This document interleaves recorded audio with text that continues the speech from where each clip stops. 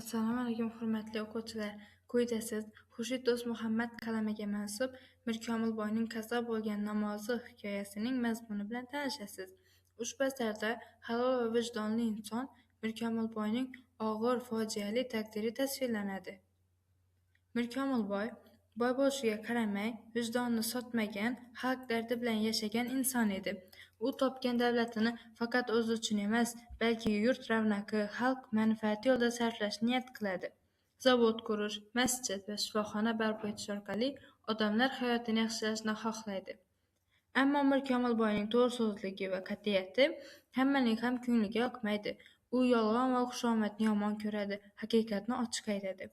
Shu sababli u sekin-asta dushman orttiradi.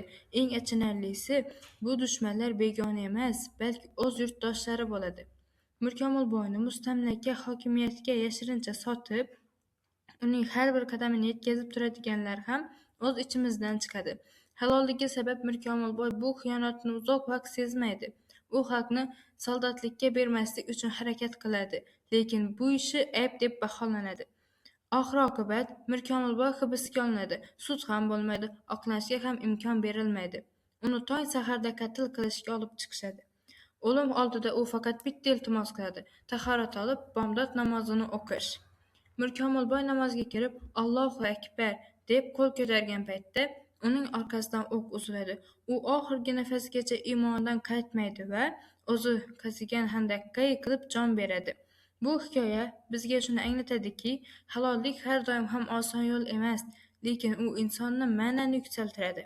Mirkomilboyning qismati vijdon, e'tiqod va vatan yo'lida qurbon bo'lgan insonning fojiali ammo sharafli hayotidir. Eng achinarlisi shundaki, Mirkomilboyga otilgan o'q begona dushmandan emas, balki o'z yurtdoshi qo'lidan chiqadi.